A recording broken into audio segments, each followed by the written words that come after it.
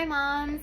It is busy season for so many of you for so many reasons. We have holidays, we have illnesses that come up whenever the weather changes, and just a ton of things going on.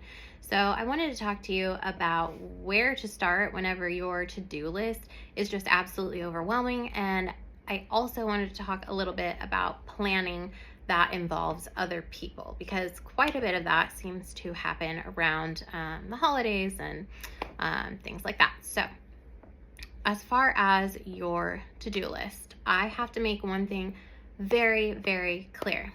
There will always be more things that could potentially go on your to do list than there are seconds that you have to be alive.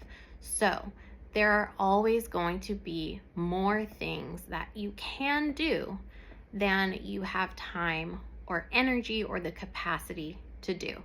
So we have to start trying to be comfortable with the idea that we need to say no to most things.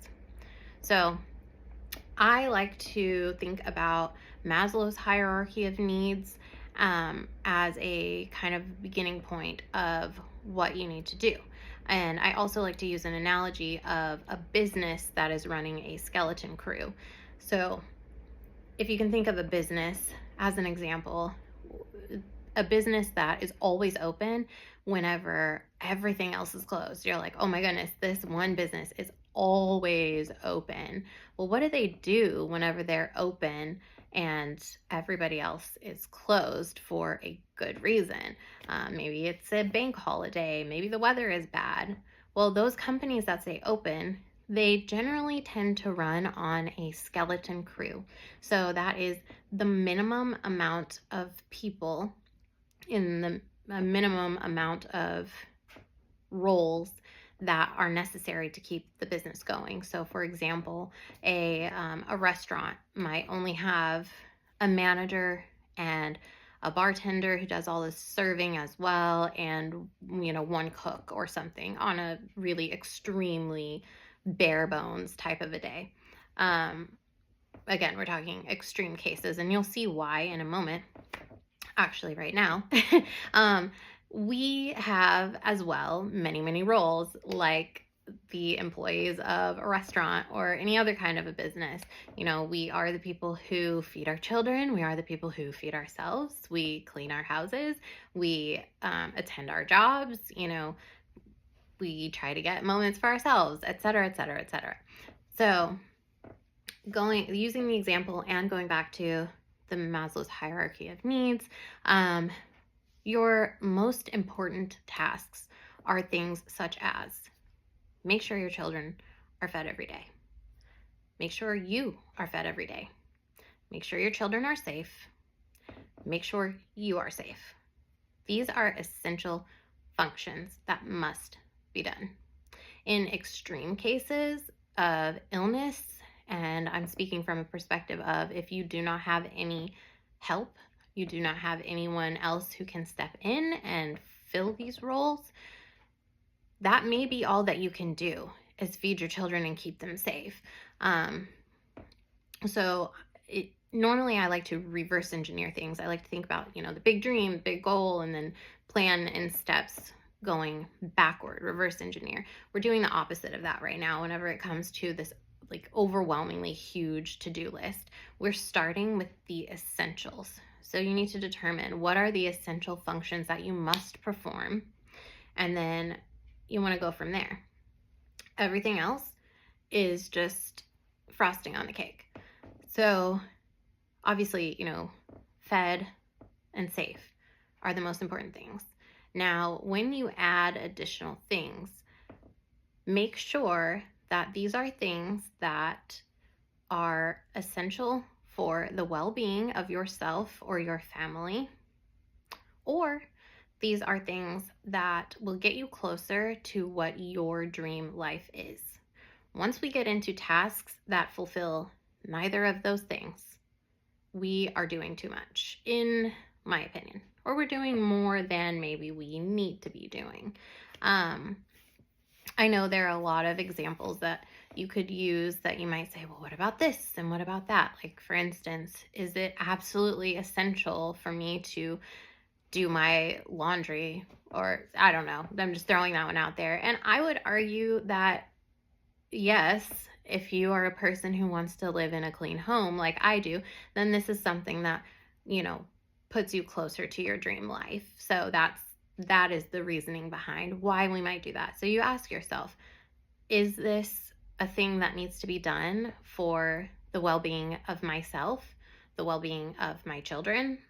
And or is this something that will get me one step closer to, or that will keep me in the flow of living my dream life, my ideal life?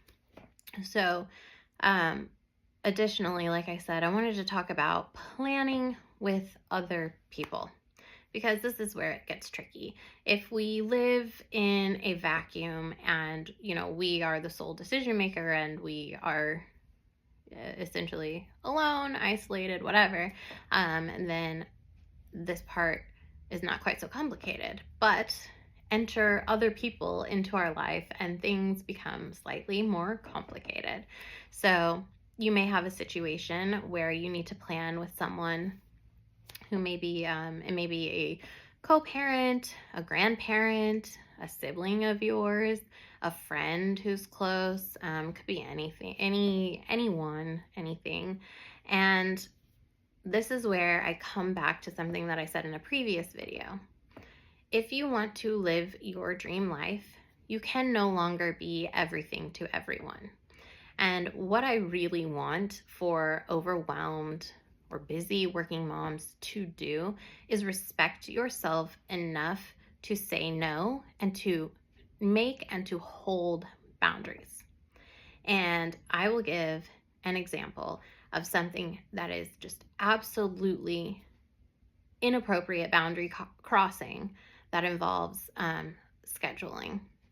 So if you work at home and there is someone who tries to come and visit you while you work at home, not okay. Obviously, we know this.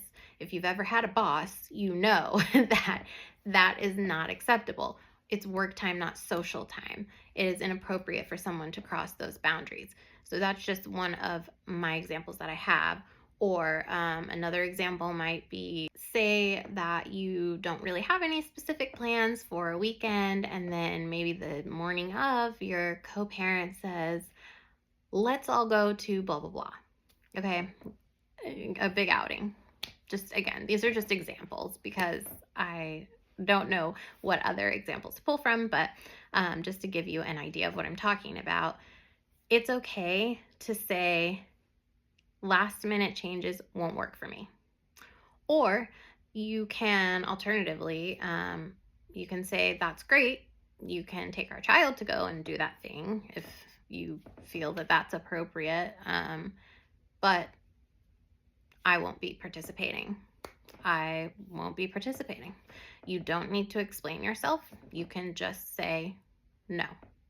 You can say no nicely. You can say no flatly. You can say no in a million different types of words and phrases. But I do just want you to know that it is okay for you to respect yourself enough to have and hold boundaries. It's okay to say a last minute change does not work for me. It's okay to say, I am not going to socialize while I'm on the clock. It's okay to say things that support the boundaries that you have for your own schedule, for your own life. So I want you to feel empowered to do that. And I want you to start saying no more, because the more you say no to things that do not support your or your loved one's well-being and do not get you closer to your dream life, the faster you can accelerate toward the life of your dreams. So I hope you all are having, again, just a wonderful week. I hope that you enjoyed today's video. If there is anything that you took away from it that you'd like to let me know, or that you would like me to talk about a little bit more, please let me know. And you can check me out on School if you guys are not already over there in my group. That's SKOOL, and my group name is Well Planned Working Mom, just like the YouTube channel. Thank you all so much. Have an amazing one.